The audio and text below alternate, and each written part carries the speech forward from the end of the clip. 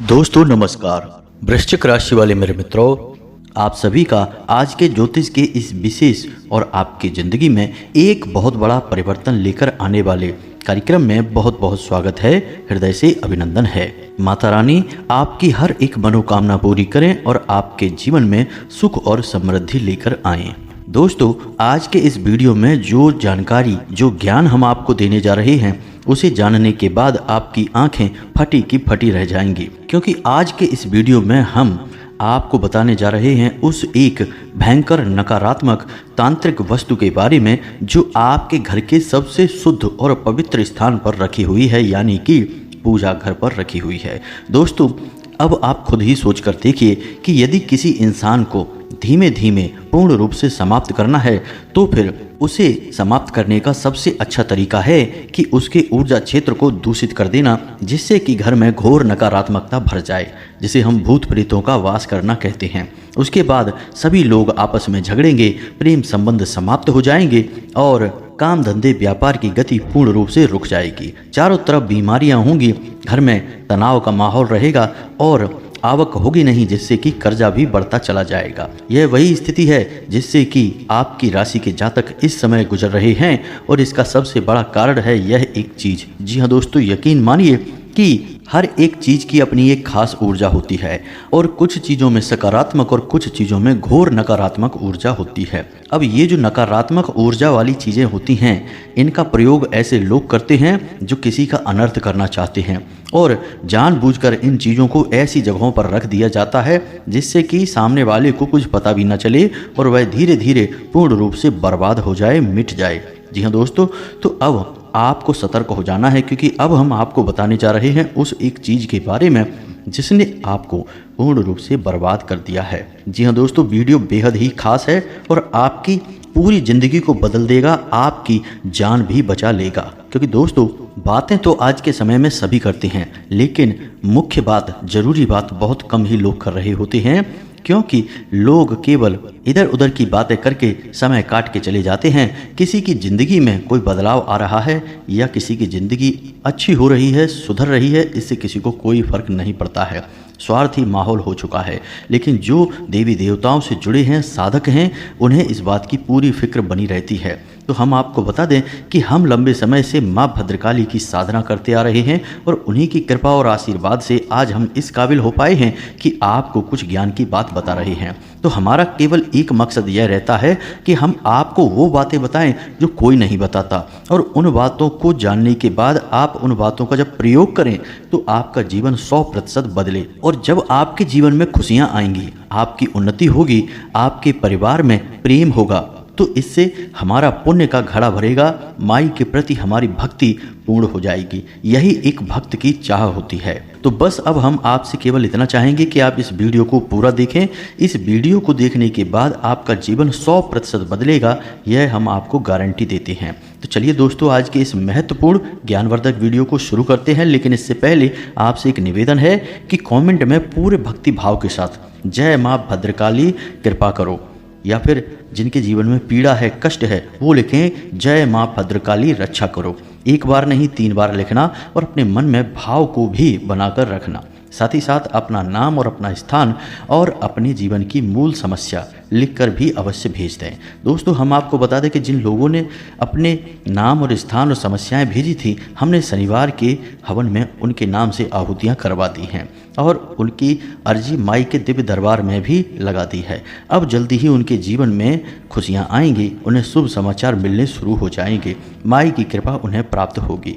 दोस्तों, आप लोगों से हमारा बस इतना और कहना है कि आप अपना नाम जब लिखें, उसके बाद शनिवार के दिन ठीक रात्रि को 9 बजे अपने घर के मुख्य दरवाजे की दहलीज पर बीचों बीच एक गाय के घी का दीपक अवश्य जला दिया करें, क्योंकि यही वो समय होता है जब हम हवन कर रहे होते हैं, माई के दिव्य दरबार में आपके नाम से अर्जी भी लगा रहे होते हैं। तो ऐसे में आप भी वहाँ से यदि क्रिया करेंगे तो हमारे द्वारा की जाने वाले अनुष्ठान और पूजा पाठ का प्रभाव बहुत अधिक बढ़ जाएगा।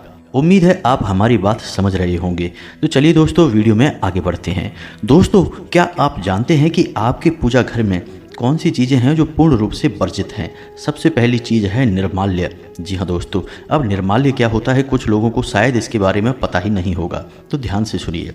ऐसी चीज़ें जो अब उपयोग में नहीं आ रही हैं, जैसे कि कोई ऐसा अगरबत्ती का डिब्बा या फिर माचिस की डिब्बी जो अब उपयोग में नहीं आती है, खाली हो चुकी है, वह निर्माल्य बन गई है। कोई थैली, कोई डब्बा जिसमें आप कोई सामान लाए थे पूजा घर के लिए और आपने उस सामान को तो प्रयोग कर लिया, लेकिन वह डिब्बी, वह थैली या फिर कुछ और सामान जो अब प्रयोग का नहीं है और पूजा घर में पड़ा है, वह निर्माल्य है। उससे भी महत्वपूर्ण दोस्तों कि आपने जो पुष्प भगवान को चढ़ाए थे, अब जब वे पुष्प चढ़ चुके हैं तो कुछ समय के बाद वो मुरझाने लगते हैं और निर्माल्य बन जाते हैं। और जो प्रसाद आपने भगवान को चढ़ाया है, कुछ लोगों की आदत है कि प्रसाद को पूजा करने के बाद वहीं रखा छोड़ देते हैं। अब आप समझिए कि वह प्रसाद आपने भगवान का भोग लगा दिया, अब वह निर्माल्य बन गया, क्योंकि वह जूठा है और जूठी सामग्री पूजा घर में रखना अपशगुन की पहचान है। तो आपको उसे भी वहाँ से हटा देनी चाहिए। नुकीली चीज़ें जैसे कि कैंची है, चाकू है, ऐसी चीज़ों को भी आपको अपने पूजा घर से हटा देनी चाहिए। साथ ही साथ दोस्तों, कोई ऐसी तस्वीर, कोई ऐसा पौधा, कोई ऐसी चीज़ जिसमें कि नोकें हैं यानी कि कांटे हैं, उसे भी अपने पूजा घर में भूल कर भी नहीं रखना है। तो ये तो सामान्य सी जानकारियां हैं जो हम आपको बता रहे हैं। अभी वह महत्वपूर्ण चीज़ बाकी है जो आपके जीवन में विनाश लीला खेल रही है, उसे हम आपको बताने वाले हैं। लेकिन उससे पहले हम आपको बता दें कि आपकी जीवन में जो परेशानियां हैं, जो कष्ट हैं, उनसे आपको मुक्ति कब प्राप्त होगी, आपके ग्रहों की दशा क्या कह रही है। तो दोस्तों, हम आपको बता दें कि वैसे तो आपके जीवन में सब कुछ ठीक चल रहा है, लेकिन 10 तारीख के बाद आपकी राशि में एक विशेष ग्रह गोचर होने वाला है, जिससे आपको बहुत अधिक लाभ प्राप्त होगा। खास तौर से पद, मान सम्मान और रुपए पैसे का लाभ आपको प्राप्त होगा, खास तौर से 13 तारीख के बाद, क्योंकि 13 तारीख को सूर्य मेष राशि में गोचर कर रहे हैं और प्रथम राशि होने के कारण इसका प्रभाव सभी राशियों पर रहेगा। वैसे भी सूर्य राजा हैं और जब वे प्रथम स्थान पर गोचर करते हैं तो संपूर्ण राशियों को अपना प्रभाव देते ही देते हैं और सकारात्मक प्रभाव देते हैं। अब इसके प्रभाव को और अधिक बढ़ाने के लिए आपको सूर्य को जल अर्पित अवश्य करना चाहिए।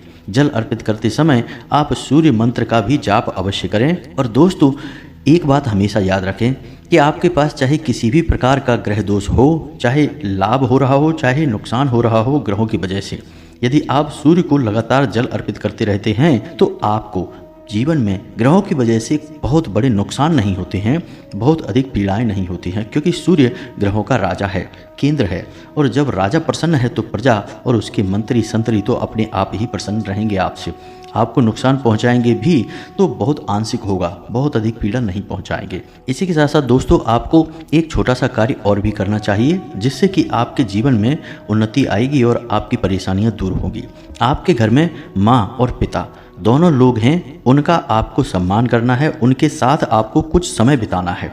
जी हाँ दोस्तों, आज के समय में लोगों के पास यही एक बड़ी समस्या है कि समय ही नहीं है, लेकिन आपको यह करना है। दिन में कुछ समय अपने माँ और अपने पिता के पास बैठकर बिताएं। जी हाँ दोस्तों, उनसे कुछ बातें करें, उनके हालचाल लें, उन्हें अच्छी अच्छी बातें बोलें, जिससे उनका मन प्रसन्न हो। जब वो प्रसन्न होंगे तो आपके सारे ग्रह अपने आप ठीक हो जाएंगे। जी हाँ दोस्तों, क्योंकि आपके पिता सूर्य हैं और आपकी माँ चंद्र हैं। अब जब आपने इतना अच्छा कार्य कर दिया कि अपने घर के ही सूर्य और चंद्र को अपने पक्ष में कर लिया, उन्हें प्रसन्न कर दिया, तो फिर राशि चक्र के सूर्य और चंद्र तो आपको पूर्ण रूप से लाभ पहुंचाएंगे ही पहुंचाएंगे। और सबसे मुख्य ग्रह सूर्य और चंद्र ही होते हैं, इनके बाद ही संपूर्ण ग्रहों का नाम आता है और उनकी शक्तिवर्धन होता है। तो इन कार्यों को आपको करना ही करना है। इसी के साथ साथ दोस्तों, आपको हनुमान चालीसा का नित्य पाठ करना ही करना चाहिए। यह आपके लिए सबसे अनिवार्य उपाय है, सबसे बड़ा और रामबाण उपचार है। साथ ही साथ दोस्तों, आपको ज़्यादा नहीं तो कम से कम 2 मंगलवार हनुमान जी को चोला भी अवश्य चढ़ाना चाहिए। बस इन कार्यों को आप करिए और आप देखेंगे कि ग्रहों की तरफ से आपको पीड़ाएं मिलनी लगभग समाप्त हो जाएंगी। जी हाँ दोस्तों, तो अब बात करते हैं उस एक चीज़ के बारे में। तो दोस्तों, ध्यान से सुने। किसी ने आपको उपहार में कोई एक ऐसी चीज़ दे दी है जो कि आपको अपने घर में लानी ही नहीं चाहिए थी, जैसे कि ताजमहल की तस्वीर है या फिर कोई कांटेदार पौधा या फिर उसकी तस्वीर। साथ ही साथ दोस्तों, माता काली की क्रोध से चिल्लाते हुए या फिर भयंकर क्रोधित मुद्रा में फोटो दे देना या नटराज की मूर्ति या फोटो दे देना, यानी ऐसा कोई उपहार जो कि क्रोध को, अनिष्टता को और उद्वेग को दिखाता है। ऐसी चीज़ को आपको अपने घर में नहीं लाना है, क्योंकि गिफ्ट का लेन देन अक्सर होता ही रहता है और आजकल लोग गिफ्ट में धार्मिक चीज़ों को देना रिवाज बनाते जा रहे हैं, जो कि अच्छी बात नहीं है। धार्मिक चीज़ें बहुत ही पवित्र होती हैं और इनका लेन और देन का एक विशेष विधान होता है। किसी को भी यूं ही हम कोई चीज़ नहीं दे सकते हैं, यह आप समझिए। अब मोर पंख की बात कर लेते हैं दोस्तों। तो आपने देखा होगा कि अधिकतर लोग ऐसे होते हैं जो अपने पूजा घर में मोर पंख को रखते हैं, लेकिन आपको हम बता दें कि यह सबसे खतरनाक है। अब जिन जिन लोगों ने अपने पूजा घर में मोर पंख को रखा हुआ है, उनके घर में झगड़े अवश्य होते होंगे, आपसी प्रेम अवश्य ही कम होगा। घर में जितने भी सदस्य होंगे उनके मन में कुछ न कुछ तनाव, आपस में एक दूसरे के लिए नकारात्मक भाव अवश्य ही रहते होंगे। इसी के साथ साथ दोस्तों हम आपको बता दें कि पैसे को लेकर दिक्कत भी ऐसे घरों में निश्चित तौर पर देखी जाती है। अब इसका कारण क्या है? मोर पंख तो बहुत ही पवित्र चीज़ है, फिर उसे पूजा घर में क्यों न रखें? तो दोस्तों आप खुद ही समझिए कि मोर पंख क्या है। वह भी तो निर्माल्य है, यानी कि वह किसी के द्वारा त्यागी गई कोई चीज़ है। और जब निर्माल्य असल में मृत चीज़ होती है, उसे हम अपने पूजा घर में रख देते हैं, तो हमारे पूजा घर का जो पवित्र वातावरण है वह नकारात्मक होने लगता है। जी हाँ दोस्तों, सुनने में यह बात बड़ी अजीब सी लगती है, लेकिन सत्य है, कड़वी है मगर सत्य है। तो आपको मोर पंख अपने पूजा घर में नहीं रखना है। उसे आप रखें तो उसके लिए सबसे अच्छा स्थान आपके घर में क्या है, इसे भी समझ लें। पहला कि आपके घर की उत्तर दिशा, जी हाँ दोस्तों, उधर आप रख सकते हैं। दूसरा पूर्व दिशा, और उत्तर और पूर्व के बीच में जो कोण है ईशान कोण, इन जगहों पे आप मोर पंख रखें। यह आपके घर में पॉजिटिव एनर्जी को बढ़ाएगा, आपके घर में शांति, सुकून और उन्नति को भी लेकर आएगा। इसी के साथ साथ दोस्तों आप अपने बेडरूम में भी मोर पंख लगा सकते हैं। बेडरूम में मोर पंख लगाएंगे तो यह आपके बेडरूम के वातावरण को पवित्र करेगा, साथ ही साथ पति पत्नी के बीच के प्रेम संबंध को भी बढ़ाएगा। अब शायद कुछ लोगों के मन में यह प्रश्न आ रहा होगा कि आप तो कह रहे हैं कि मोर पंख निर्माल्य है और उसे पूजा घर में नहीं रख सकते, फिर आप कह रहे हैं कि मोर पंख सकारात्मक ऊर्जा को बढ़ाएगा। तो दोस्तों इसको आप एक छोटे से उदाहरण से समझिए कि अच्छी चीज़ें भी कहीं कहीं किसी किसी स्थान पर जाकर गलत प्रभाव दे सकती हैं। मानकर चलिए कि आप भोजन कर रहे हैं और आप मीठी चटनी खाते हैं, वह आपको बहुत अच्छी लगती है। इधर आप तीखी सब्जी खाते हैं, वह भी आपको बहुत अच्छी लगती है। दोनों अपनी अपनी जगह अच्छी हैं, लेकिन क्या आप मीठी चटनी को तीखी सब्जी में मिलाकर खाना पसंद करेंगे? जी नहीं दोस्तों, क्योंकि इससे तो आपका स्वाद ही पूरी तरह से गड़बड़ा जाएगा, आपको बिल्कुल भी यह अच्छा नहीं लगेगा। तो मीठी चटनी की स्वाद और अच्छाई अपनी जगह है, तीखी सब्जी का स्वाद और अच्छाई अपनी जगह है। इसी प्रकार दोस्तों चीज़ों की ऊर्जाएं, उनकी पवित्रताएं और उनकी उपयोगिता अपनी जगह है। हर एक चीज़ हर जगह अच्छी नहीं हो सकती है, ऐसे में इनका सही प्रयोग करना हमें अवश्य ही आना चाहिए। अन्यथा हम अपने मन में तो सोचकर बैठे हैं कि हम अच्छा कर रहे हैं, अपने जीवन की उन्नति करना चाहते हैं, लेकिन होता इसका एकदम उल्टा ही है। अब हमने अक्सर यह देखा है कि लोग जिस भगवान की पूजा करते हैं उससे बहुत प्रेम करते हैं, बहुत अच्छी बात है, आपके आराध्य हैं, आप उनसे प्रेम करिए। लेकिन होता यह है कि उनके पूजा घर में हमने देखा कि एक ही भगवान की 2-2, 3-3, 4-4 तस्वीरें रखी हैं, या फिर छोटी, बड़ी और उससे बड़ी तमाम प्रकार की मूर्तियां भी रखी हैं। तो दोस्तों आपका यह अति प्रेम आपको परेशानी में खींच रहा है, आपकी ज़िंदगी नर्क बना रहा है। कारण इसका यह है कि भगवान की जिसकी आप पूजा करते हैं उसकी कोई एक ही तस्वीर, एक ही मूर्ति आपको अपने पूजा घर में रखनी है। और मूर्ति को रखने का विधान भी यह है कि आप अपने 4 अंगुल से छोटी ही मूर्ति अपने पूजा घर में रखें भगवान की। इससे बड़ी मूर्ति मंदिरों में स्थापित होती है, उनकी प्राण प्रतिष्ठा की जाती है। आपके पूजा घर में यह मूर्ति नहीं हो सकती। तो अपने पूजा घर में जिस भगवान की आप पूजा करते हैं उसकी एक ही तस्वीर, एक ही मूर्ति रखें, इससे अधिक ना रखें। अब चीज़ों को आपके पूजा घर में किस प्रकार रखा गया है यह भी बहुत आवश्यक है, लोगों को इसके बारे में भी पता नहीं है। जैसे कि पूजा घर में जो अलमारी है पूजा की, उसे आप ईशान कोण में बनाएं। भोले बाबा को भी ईशान कोण में ही स्थापित करें। भोले बाबा के बगल से शंख बिल्कुल भी ना रखें। पूजा करते समय तुलसी की पत्ते भोले बाबा के नज़दीक भी ना लेकर जाएं। इसी प्रकार शंख को कभी भी खाली ना रखें, उसमें जल भर कर रखें। इसी प्रकार आपके मंदिर में जो बजाने वाली घंटी है जिसे गरुड़ घंटी कहा जाता है, उसे भगवान श्री हरि विष्णु के पास ही रखें, भोले बाबा के पास ना रखें। तो ऐसी छोटी छोटी सी बहुत सारी चीज़ें हैं जो आपको अपने घर के पूजा घर में सोच समझ कर रखनी चाहिए। ये सारी बातें हम आपको इसलिए बता रहे हैं कि आप इनमें से भी देख लें कि कहीं कोई गलती आप कर तो नहीं रहे हैं। जी हाँ दोस्तों, अब हम बात करते हैं उस एक सबसे बड़ी और भयंकर चीज़ के बारे में जो कि आपके जीवन में बहुत बड़ी अनिष्टता लेकर आ रही है। अब आप इसे ध्यान से समझें और देखें। दोस्तों, हमने कई बार ऐसा देखा है कि बहुत से लोग अपने घर के पितृ पूर्वज यानी कि पुरखे, ऐसे सदस्य जो अब इस संसार में नहीं हैं, उनसे बहुत प्रेम करते हैं और उनकी तस्वीरें, उनकी फ़ोटोएँ अपने घर के पूजा घर में भगवान की अलमारी के साथ ही लगा देते हैं। और बहुत सारे लोग तो भगवान के बगल से अपने पितरों की, अपने पूर्वजों की तस्वीरें, फोटोएं रख देते हैं। जी हाँ दोस्तों, यह बहुत ही खतरनाक है। ऐसा नहीं करना है। शास्त्रों में वर्णन मिलता है कि आपके जो पुरखे हैं, पूर्वज हैं, यदि आप उन्हें अपने पूजा घर में स्थान दे देते हैं तो कभी भी उन्हें मुक्ति प्राप्त नहीं होती है।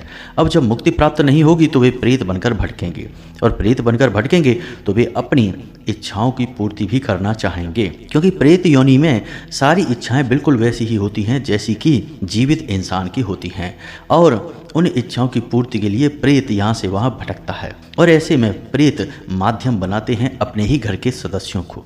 हमने बहुत से ऐसे परिवार देखे हैं जो कि पूर्ण रूप से तबाह और बर्बाद हो गए, जबकि उनका समाज में बहुत अच्छा वर्चस्व हुआ करता था, लेकिन अपने ही पितरों, अपने ही पूर्वजों की पीड़ा के चलते वे इतनी बुरी तरीके से मिटे कि समाज में से उनका नामो निशान, अस्तित्व ही मिट गया और बदनामी के कई सारे कलंक भी उनके ऊपर लग गए। जी हाँ दोस्तों, एक हमारे जानने वाले परिचित के हैं, उनके यहाँ भी हमने यही गलती देखी। तो उनके यहाँ हुआ यह है कि उनके घर के दो बेटे, दोनों भाई यानी बड़ा भाई, उसने अपने शादीशुदा जीवन को ही त्याग दिया और किसी अन्य महिला के साथ कहीं और रहने लगा और अपने पूरे घर से संबंध त्याग दिए। जी हाँ दोस्तों, माता को भी भूल गया, अपने भाई और अपनी पत्नी और अपने बच्चों को भी भूल गया। अब उनसे कोई संपर्क नहीं है, बात भी नहीं होती है। जी हाँ दोस्तों, इसी प्रकार दूसरे भाई ने एक दूसरी जाति और वर्ण की महिला के साथ में शादी कर ली, जो कि बहुत ही खराब हुआ। समाज में इससे बहुत थू-थू हुई। अब दोस्तों, ये दोनों ऐसे संबंध हुए जिससे कि उनकी समाज में बहुत बेइज्जती हुई। दूसरा कि वे दोनों ही घर के कमाने वाले सदस्य थे, तो जब परिवार छिन्न भिन्न हो गया तो कमाई भी पूरी तरह से बर्बाद हो गई। जहां पहले लाखों के वारे न्यारे होते थे, वहीं अब घर का खर्चा चला पाना भी मुश्किल हो रहा है। जी हाँ दोस्तों, तो जब इतनी विकट समस्या हमने देखी तो उनके घर का मुआयना किया तो हमने देखा कि उनके घर के पूजा घर में भगवान की फोटोओं के बगल से उनके स्वर्गवासी पिता की तस्वीर रखी हुई है। जी हाँ दोस्तों, और भगवान के साथ साथ उनके पिता की भी पूजा की जा रही है। यह तो बड़ा ही आश्चर्यजनक था। हमने इसे देखते ही उनसे कह दिया कि विनाश तो आपका निश्चित था, पहले से ही तय हो चुका था, आपने खुद अपना विनाश बुलाया है। अब जल्द से जल्द इस फोटो को अपने पूजा घर से बाहर निकालिए, अपने पितर का अपमान मत करिए, उन्हें सही स्थान पर ले जाइए, आपके घर की ऐसी जगह पर रखिए जहां पवित्र ऊर्जा वास ना करती हो। जी हाँ दोस्तों, जैसे कि आप अपने घर की बैठक में रखिए, आप अपने घर के ड्राइंग रूम में रखिए, ऐसी जगह पर रखिए जहां आप कम समय बिताते हैं, और उस कमरे की दक्षिणी दीवार पर इस तस्वीर को लगाइए। जी हाँ दोस्तों, उन्होंने ऐसा ही किया। अब देखते हैं भविष्य में उनके साथ क्या होता है। अभी तो सब सामान्य चल रहा है। साथ ही साथ हमने उनके छोटे छोटे कई और सुधार भी करवाए और कुछ अनुष्ठान भी करवाए, जिससे कि उन्हें शांति मिले और उनका जीवन अच्छा हो जाए, सामान्य हो जाए। तो दोस्तों, यह होता है जब हम अपने पुरखे, अपने पूर्वजों को गलत जगह पर रख देते हैं और फिर हम कहते हैं कि पता नहीं हमें कैसे इतनी भयानक विनाश लीला का सामना करना पड़ रहा है, हम तो बुरी तरह से बर्बाद हो गए, मिट गए, अब तो हमें पता नहीं क्या करें। तो बस हमारा आपसे इतना कहना है कि आप भी देखें कि कहीं यही गलती आप तो नहीं कर रहे हैं। अब कुछ लोग कहेंगे कि नहीं, हम तो अपने पुरखे पूर्वजों को अपने पूजा घर में नहीं रखते हैं, तो फिर गुरुओं की फ़ोटो रखते हैं। जी हाँ दोस्तों, बहुत से लोग ऐसे हैं जो किसी भागवताचार्य को, किसी कथावाचक को या फिर किसी गुरु को बहुत सम्मान देते हैं और उनकी फ़ोटोएं अपने पूजा घर में रख लेते हैं। यह भी गलत है, क्योंकि भगवान के साथ किसी इंसान की तुलना नहीं की जा सकती। भगवान के समकक्ष किसी इंसान को पूजा नहीं जा सकता। आप सम्मान दीजिए, वो अपनी जगह है, लेकिन भगवान के साथ साथ पूजा कर देना किसी इंसान की, यह तो भगवान के समान ही उसे भी बना देना हुआ। तो यह तो गलत हुआ ना। हम जिसकी आराधना करते हैं, जिससे हम याचना करते हैं, जो इस ब्रह्मांड का रचयिता है, क्या वह किसी इंसान के बराबर हो जाएगा? क्या किसी इंसान की पूजा उसके बराबर होने लगेगी? यह तो अपमान हो गया और इसी अपमान की सज़ा हम भोगते हैं। तो दोस्तों आप देख लें कि आपने कहीं यह गलती तो नहीं कर रखी है, और यदि कर रखी है तो इसे जल्द से जल्द सुधार दीजिए। तो उम्मीद है कि जो जानकारी हमने आपको दी है वह आपको अच्छी तरह से समझ में आ गई होगी। अब यदि कोई प्रश्न है आपके मन में तो आप कमेंट करके पूछें, हम आपके प्रश्नों के जवाब देने की पूरी कोशिश करेंगे। इस जानकारी का प्रयोग करके आप अपने जीवन को बदलने का प्रयास करें। 100% आपके जीवन में बदलाव आएगा, हमें पूर्ण भरोसा है। हजारों लोगों के जीवन में आया है तो आपके में भी आएगा।